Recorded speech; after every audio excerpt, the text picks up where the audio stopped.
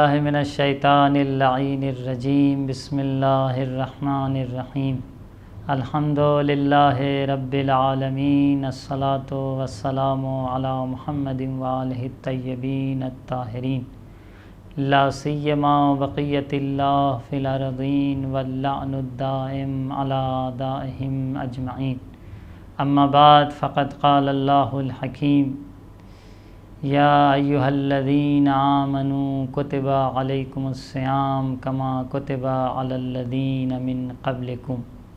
ناظرین محترم سلام علیکم۔ ماہ مبارک رمضان جو کہ بندگی کا مہینہ ہے، برکتوں کے نزول کا مہینہ ہے، رحمتوں کے نزول کا مہینہ ہے، اور خاص طور پر ہمیں چاہیے کہ اپنے کو اللہ کی بندگی کے لیے اس مہینے میں آمادہ رکھیں، اس کی بارگاہ میں دعا، توسل، تلاوت قرآن، روزے اور دوسرے اعمال کے ذریعے اپنی بندگی کا ثبوت پیش کریں۔ یہ وہ مہینہ ہے جس میں انسان اپنے تمام تر گناہوں کو معاف کروانے اور اس کی بخشش کے لیے خدا کی بارگاہ میں زیادہ سے زیادہ نیک اعمال اور بندگی اور عبادت کے ذریعے اپنے گناہوں کو بخشوا سکتا ہے۔ واضح سی بات ہے کہ اللہ کی بندگی کیسے اور کس طریقے سے کریں یہ بھی ہمیں معلوم ہونا چاہیے۔ بندگی کی جو تعریف ہے وہ یہی ہے کہ ہم اللہ کے طرف سے بتائے ہوئے دستور اور حکم کے مطابق عمل کریں، یعنی خدا نے ہمیں جو دستور دیا ہے حلال و حرام کے لحاظ سے ان تمام احکام پر ہم عمل کرتے رہیں۔ ماہ مبارک رمضان کا مہینہ ہے، بندگی کا مہینہ ہے، احکام دین کو سیکھنے کا مہینہ ہے کہ ہم دین کے احکام کو جتنے بہتر سے بہتر طریقے سے سیکھیں، کیونکہ بندگی اسی وقت ہو سکتی ہے جب ہم دین کے مسائل سے آشنا ہوں، دین کے مسائل سے آگاہ ہوں۔ اگر ہم دین کے مسائل سے آگاہ نہیں ہیں تو چہ بسا کہ ہم چاہتے ہوئے بھی اللہ کی صحیح بندگی نہیں کر سکتے۔ اسی لیے ایک صحیح بندگی اور اللہ کی صحیح اطاعت کہ کون سی چیزیں اللہ کے لیے باعث خوشنودی ہیں اور کون سے کام اللہ کی غضب، سخط اور اس کی ناراضگی کا باعث ہے، یہ ہمیں علم ہونا چاہیے۔ انہی چیزوں کو مد نظر رکھتے ہوئے ماہ مبارک رمضان میں یہ شرعی احکام کا سلسلہ کہ لوگ اپنے دینی مسائل سے، اپنے شرعی مسائل سے بہتر واقف ہو سکیں اور واقفیت کے ساتھ دینی مسائل پر عمل کریں، اس حوالے سے یہ پروگرام شروع کیا گیا ہے۔ اور کچھ باتیں اور بھی ہیں، وہ یہ کہ بہت سی چیزوں کے بنسبت جو ہمارے سماج میں، ہمارے معاشرے میں بہت سی الجھنیں پائی جاتی ہیں، بہت سے شبہات اور سوال، کوشچن مارک پائے جاتے ہیں کہ ہم بہت سی چیزوں کے بنسبت ایک کوشچن مارک رکھتے ہیں کہ ایسا کیوں ہے۔ تو واضح سی بات ہے کہ دین کی ہر چیز کے لیے کیوں اور کیسے اس طریقے سے تو نہیں بیان کیا جا سکتا کہ تمام لوگ اس سے آشنا ہو سکیں، کیونکہ اگر تمام چیزوں کو سمجھنا ہے تو پھر آپ کو عالم بننا ہوگا۔ لیکن کچھ موارد ایسے ہوتے ہیں کہ جو ایک ابتدائی چیزیں ہیں، سطحی چیزیں ہیں، ہر عاقل انسان یہ کوشش کرتا ہے کہ اسے سمجھے، اسے درک کرے۔ تو حتی الامکان جو احکام دین ہیں اس کی وجہ کیا ہے، کیوں بیان ہوا ہے، جس کی دلیل یا جس کی وجہ کو بیان کرنا ممکن ہو وہ بھی آپ کی خدمت میں بیان کرتے چلیں گے، تاکہ جب آپ کسی چیز پر عمل کر رہے ہیں، کسی دین کے مسئلے کو ایکسیپٹ کر رہے ہیں تو کیوں اور کیسے جہاں تک ممکن ہے سمجھ کے ایکسیپٹ کریں، تو وہ آپ کے وجود میں بہتر سے بہتر اترے گا اور اس پر آپ بہتر سے بہتر عمل کرنے کی کوشش کریں گے۔ آج ہماری گفتگو چاند کے مسائل کے حوالے سے ہے کہ چاند کے مسائل جو ہیں ماہ مبارک رمضان کا چاند، عید الفطر کا چاند، اور ہر مہینے چاند کے مسائل کے حوالے سے کچھ سوالات ہیں جو لوگ اکثر کیا کرتے ہیں، اور جب بالخصوص اختلاف ہو جاتے ہیں کہ مجتہد کا یہ فتویٰ آیا، یہ بیان آیا کہ بھائی چاند ہو گیا، یہاں پہ دیکھا نہیں گیا، اس طرح کے جو مسائل پیش آتے ہیں، تو وہاں پر ہماری شرعی ذمہ داری کیا ہے، اور شریعت اس حوالے سے ہمیں کیا کہتی، اس کے کیا مسائل ہیں، اس سے ہمیں آگاہ ہونا بہت ہی ضروری ہے، نہایتاً ضروری ہے۔ بہت سے مواقع پہ ایسا ہوتا ہے کہ ہم یہ سوچتے ہیں کہ یا ہم سمجھ نہیں پاتے کیا کریں، کس چیز کو اپنائیں، کس کے نظریے کو اپنائیں، کس کی بات مانیں، تو ایسے مسائل میں آیا کوئی راہ حل دین ہمارے سامنے رکھتا ہے نہیں رکھتا ہے؟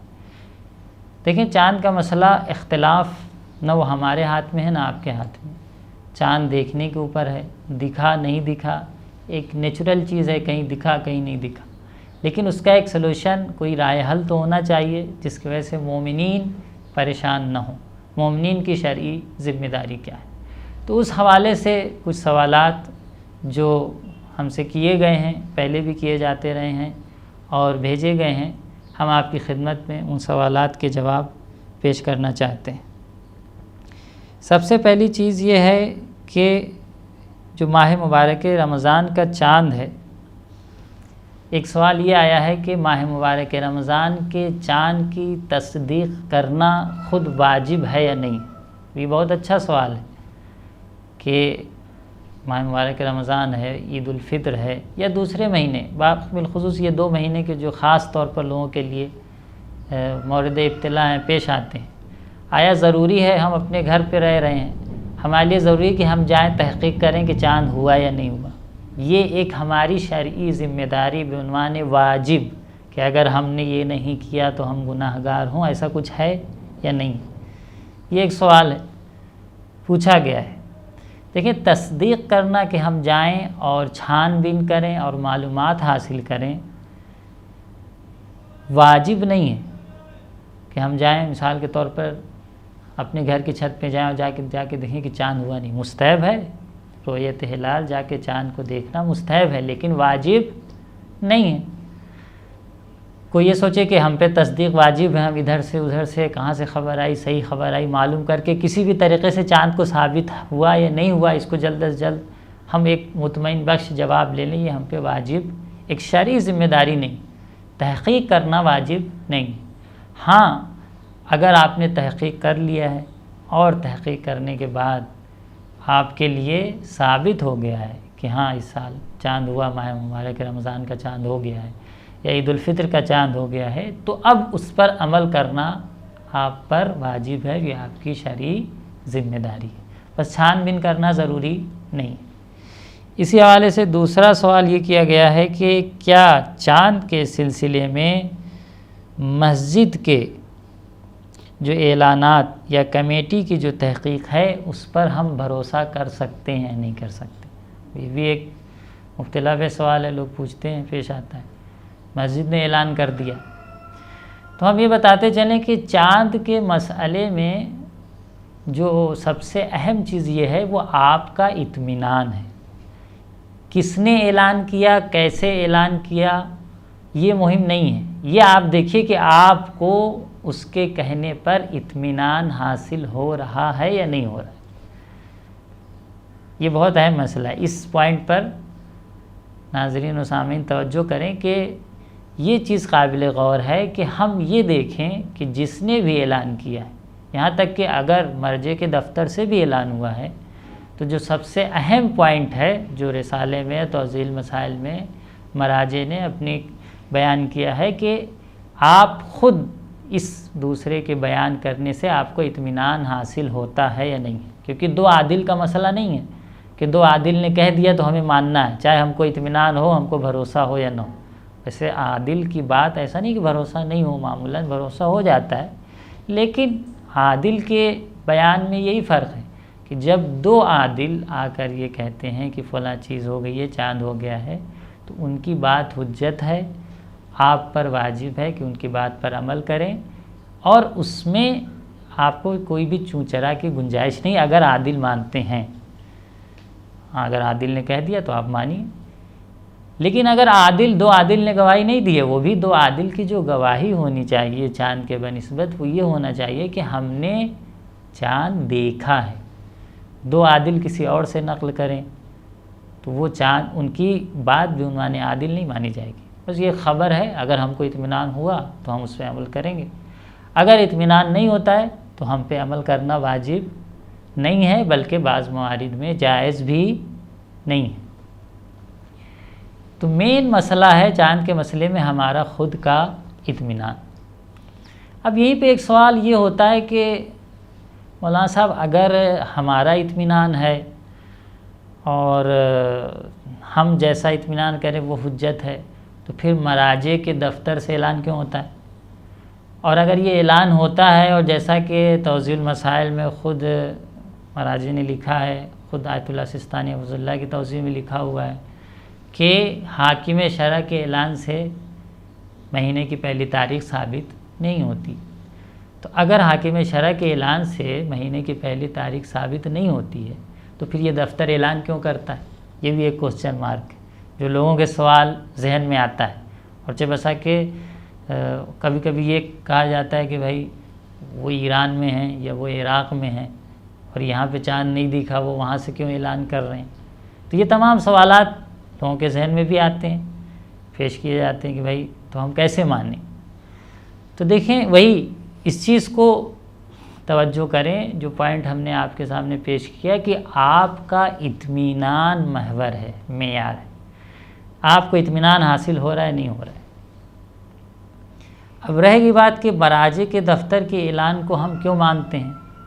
واضح سی بات ہے کہ جس مجتہد کو آپ بعنوان مجتہد و مرجع تقلید مان رہے ہیں اور عادل مان رہے ہیں اور ماننے کے بعد اس کی تقلید کر رہے ہیں، تو اگر اس نے اطمینان کر لیا ہے کہ اس مقام پر، اس جگہ پر جہاں پہ مجتہد رہ رہا ہے، یا بطور مثال آپ کے ملک میں چاند قابل رؤیت تھا، تو واضح سی بات ہے کہ جس نے ایک مجتہد کی تقلید کی ہے اسے عادل مان کر اور مجتہد ہے، اس کا مرجع تقلید ہے، تو اس کا اطمینان، مجتہد کا اطمینان کبھی کبھی سبب بنتا ہے کہ ہم کو بھی اطمینان حاصل ہو جائے.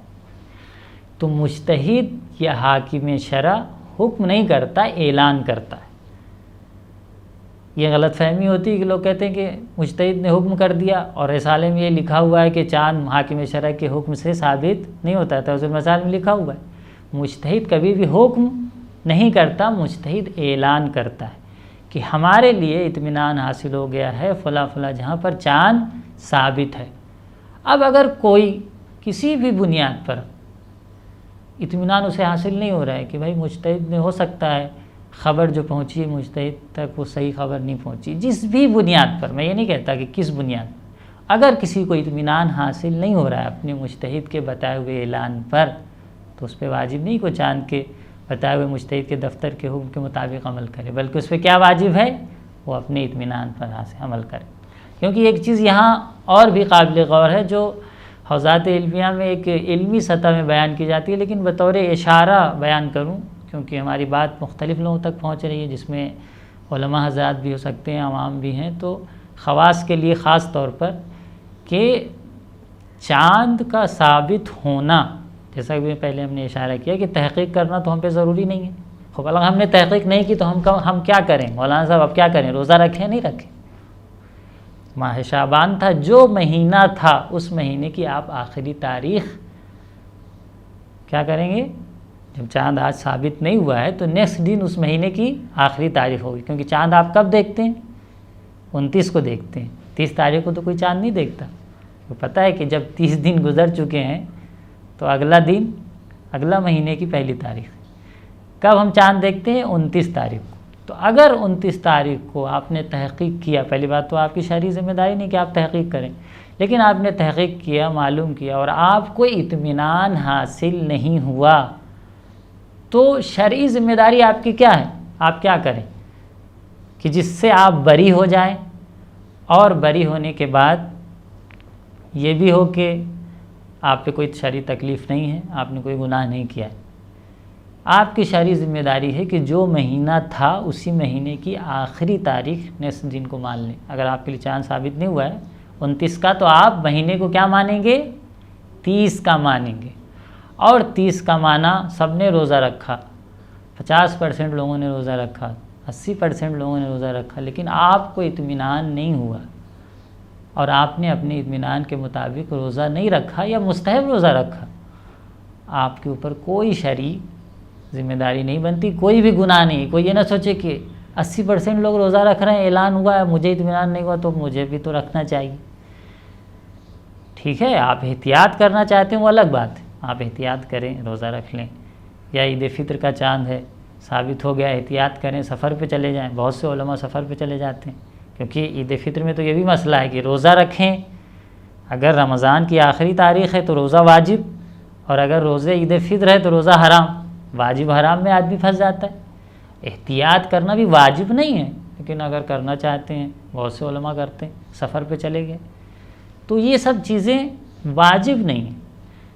عرض کریں آپ کی خدمت میں کہ تو چاند میں جو اختلاف ہو رہا ہے، ہماری جو شرعی ذمہ داری ہے وہ یہ ہے کہ ہم یہ دیکھیں کہ ہمیں اطمینان حاصل ہوتا ہے نہیں ہوتا ہے۔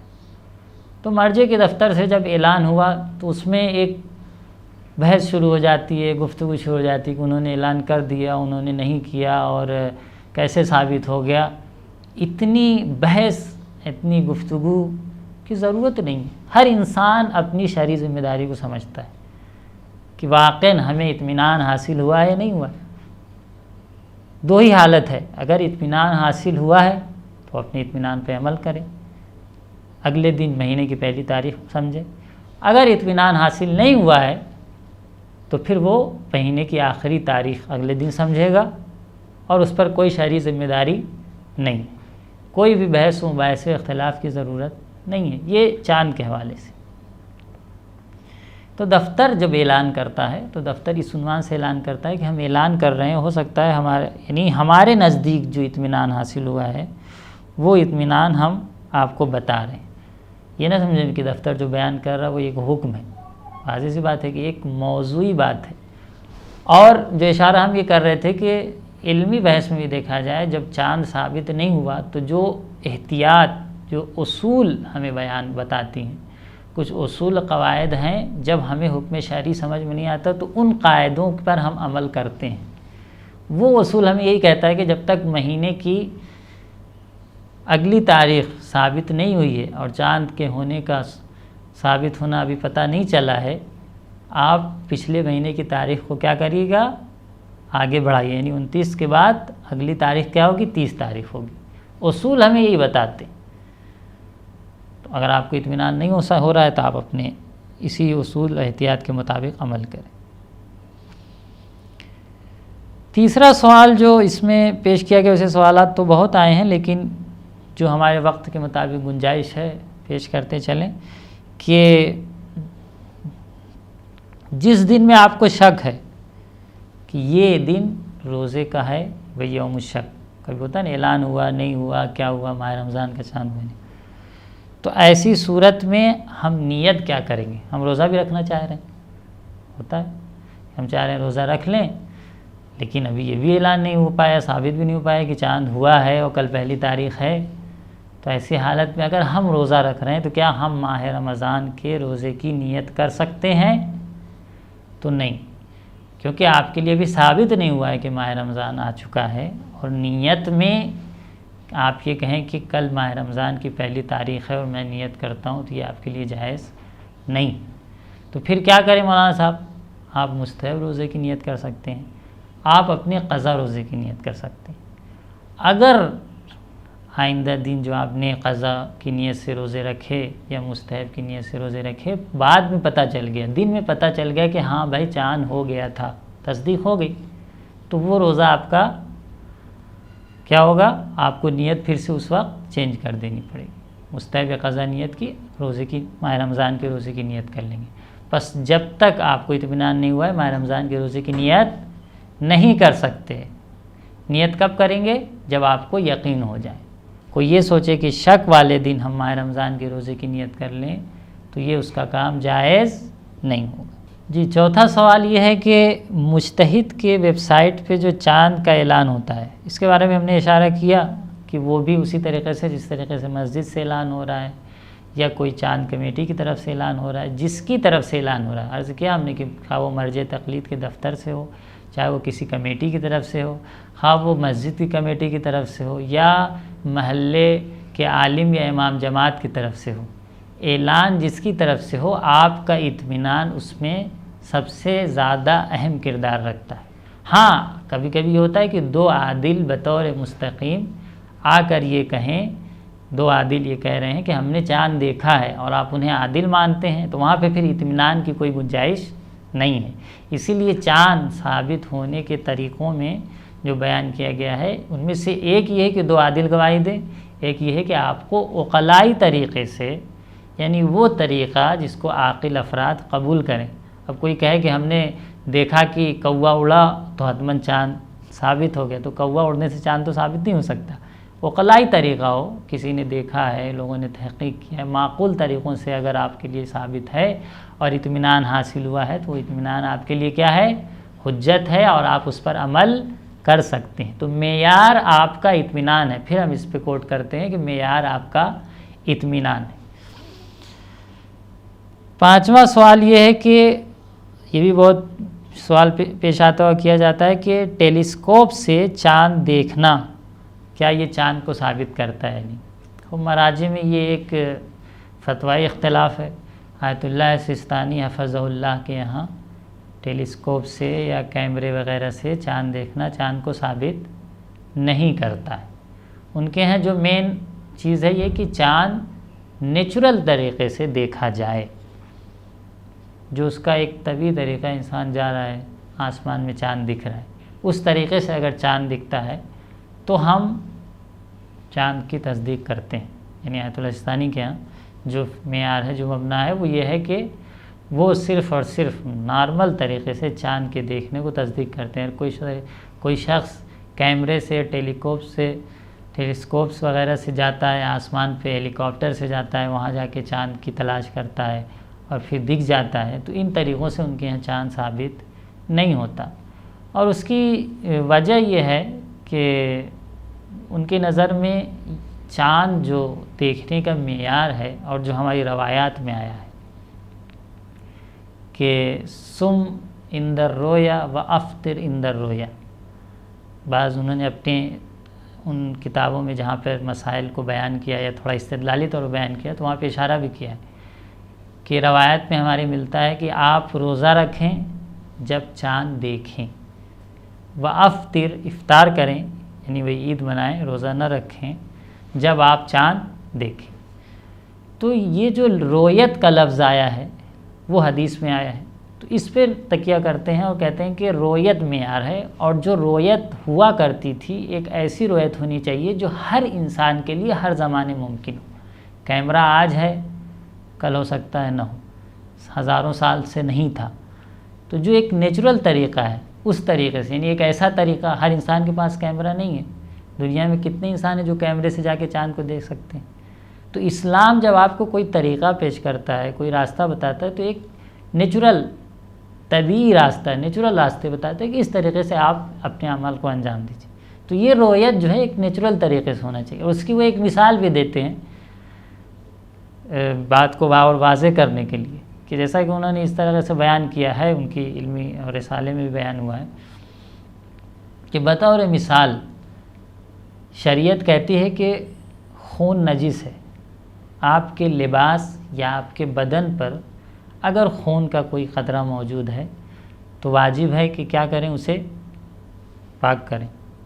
مطلب کچھ مقدار ہے خون جو لباس میں اور بدن میں نماز میں معاف ہے، لیکن معاف ہے، وہ نجس تو نجس ہے، آپ اس کو کھا نہیں سکتے ہیں، یا اگر کوئی نجاست یا کوئی رطوبت اس سے لگ جاتی ہے تو وہ بھی نجس ہو جائے گی۔ تو خون نجس ہے، تو اب ہماری شرعی ذمہ داری کیا ہے کہ ہم اس کو خون کو پاک کریں، جہاں پر طہارت کی ضرورت ہے اسے دھوئیں۔ تو شریعت کہتی ہے کہ ضروری کہ آپ لباس کو، بدن کو خون سے دھوئیں۔ خب آپ نے لباس کو خون زیادہ دن کا لباس پہ لگا ہوا تھا، زیادہ لگا ہوا تھا، آپ نے لباس دھو لیا، ظاہری طور پر خون لباس سے ختم ہو گیا، دکھ نہیں رہا ہے، ہلکے پھلکے دھبے دکھ رہے ہیں یا رنگ دکھ رہا ہے، خون نہیں، عین نجس نہیں. یا بدن سے آپ نے ہاتھ میں خون لگا، جا کے دھو لیا، جو بھی دیکھ رہا ہے کہہ رہا ہاں اب خون نہیں ہے. اب آپ کا ہاتھ پاک ہو گیا یا نہیں پاک ہوا؟ آپ کیا کہیں گے؟ آپ کہیں گے ہاتھ پاک ہو گیا. اب آپ جائیے ذرے بین لے آئیے، ذرے بین یا ڈاکٹری لحاظ سے جو مشینیں آتی ہیں، اور اس کو آپ اپنی اس جگہ پہ رکھیے جہاں پہ خون لگا ہوا تھا. ہو سکتا ہے کچھ ذرات اس کے پائے جائیں. تو اب آپ بتائیے کہ آپ کا ہاتھ نجس ہے یا پاک ہے؟ کیونکہ وہ ڈاکٹر اور ڈاکٹری لحاظ سے تو وہ خون کے ذرات ابھی موجود ہیں، ان کے لحاظ سے ابھی بھی خون کے اجزاء پائے جا رہے ہیں. تو آپ اپنے اس لباس کو یا اپنی اس انگلی کو جو خون سے نجس ہوئی تھی آپ نے دھو لیا، بظاہر اب اس کے اجزاء طبی طور پہ دیکھے نہیں جا رہے ہیں، پاک سمجھیں گے یا نجس؟ آپ کہیں گے ہم اسے پاک سمجھیں گے، شریعت بھی یہی کہتی ہے اور اس پہ ہم عمل کریں گے.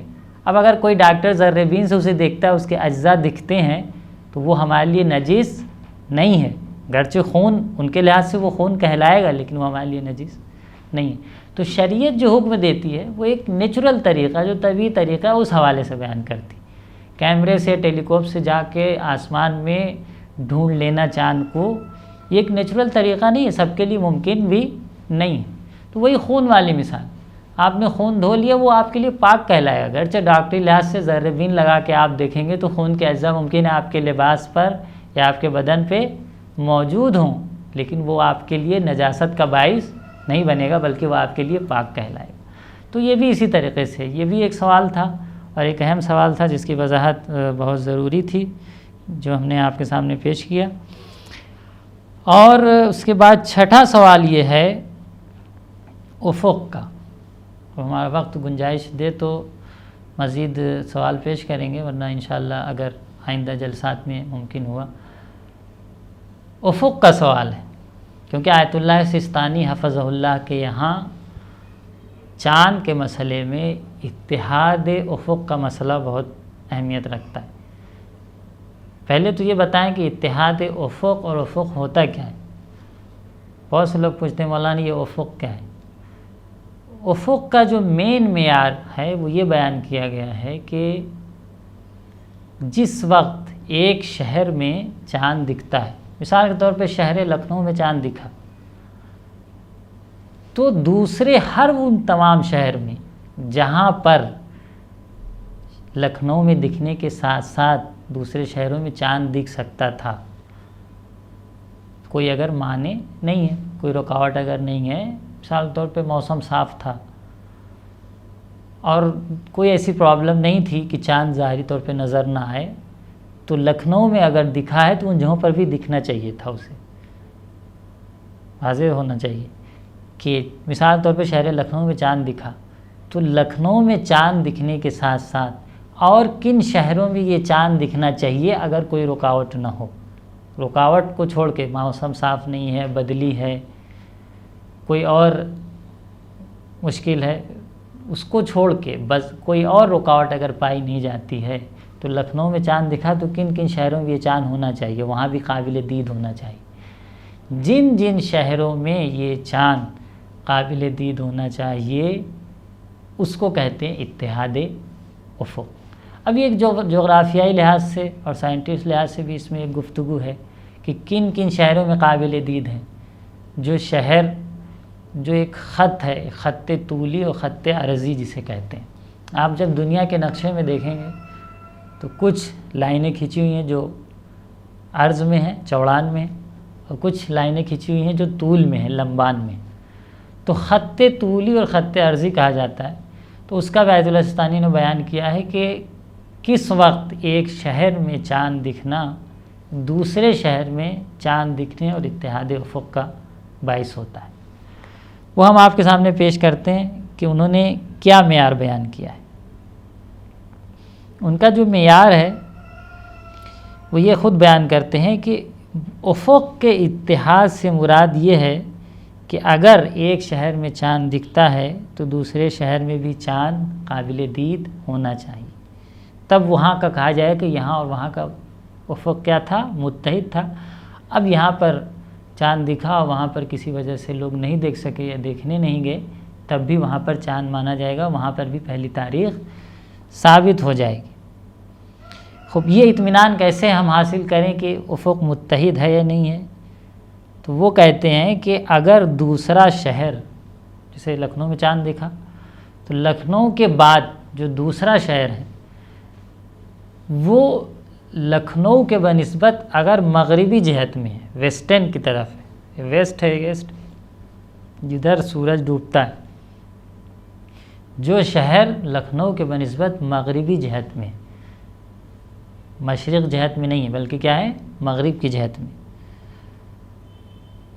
اور خط عرضی، وہ جو جغرافیائی لائن ہے جو چوڑان میں ہے ایک لمبان میں، تو جو چوڑائن میں لائن ہے جغرافیائی اس سے قریب بھی ہے، تو یہ دو چیز اگر پائی جاتی ہے تو اگر لکھنؤ میں چاند دکھا ہے تو وہاں پہ بھی چاند ثابت ہو جائے گا اور اتحاد افق مانا جائے گا۔ بس ایک شرط یہ کہ اس کے مغربی جہت میں ہو۔ درین مورد اطمینان آورد شهر دوم اگر غرب شهر اول است و در خط عرض نزدیک به آن باشد، یعنی اگر مغرب کے جہت میں ہے تو عرضی جو اس کی عرضی طور پر جو اس کی لائن ہے، طولی لائن نہیں، عرضی لائن جو چوڑان میں لائن پائی جاتی ہے اس کے قریب ہو، اور اگر وہ شہر مشرق میں ہے، لکھنؤ سے مشرق کی طرف، مغرب کی طرف نہ جائیں، آپ کدھر جائیں، مشرق کی طرف، ایسٹ کی طرف جائیں، تو وہاں پر بھی یہی خط عرضی کے قریب ہو، ایک دوسرے کے خط عرضی کے قریب ہو وہ دوسرا شہر، اور خط طولی سے بھی بہت دور نہ ہو۔ تو یہ جو لائنیں دنیا کے گولے پہ کھینچی ہوئی یہ معنی دار ہیں، کچھ مقاصد کے تحت سائنس نے اس میں کھینچا ہے، علم نجوم میں پہلے سے چلا رہا ہے۔ تو یہ خط طولی اور خط عرضی کو مد نظر رکھیں۔ پھر سے میں واضح کروں کہ اگر وہ شہر مغرب کے جہت میں ہے، مغرب کے جہت میں پایا جاتا ہے تو وہ خط عرضی کے قریب ہو، اور اگر مشرق کے جہت میں پایا جاتا ہے تو خط عرضی کے قریب ہو اور خط طولی سے جو لمبان میں خط ہے اس سے بھی بہت دور نہ ہو۔ یہ دو پوائنٹ اگر ہیں تو اتحاد افق ثابت ہوتا ہے۔ واضح سی بات ہے کہ اس چیز کو تحقیق کرنا، اس کی چھان بین کرنا ہر انسان کے بس کی بات نہیں، اسی لیے اگر مجتہد یا مجتہد کی طرف سے بنایا ہوا وکیل، اس کا نمائندہ خاص ان مسائل پر ایک نظر رکھتا ہے، تحقیق کرتا ہے، اور کرنے کے بعد اگر آپ کو اعلان کرتا ہے تو بہت اوقات ایسا ہی ہوتا ہے کہ آپ کو اس کے اطمینان پر آپ کو بھی اطمینان حاصل ہو جاتا ہے۔ تو یہ چاند کے حوالے سے گفتگو تھی، اور بھی کچھ مسائل تھے، انشاءاللہ اگر فرصت ہوئی تو اگلی گفتگو میں اور اگلے جلسے میں انشاءاللہ آپ کی خدمت میں پیش کریں گے۔ والسلام علیکم ورحمۃ اللہ وبرکاتہ۔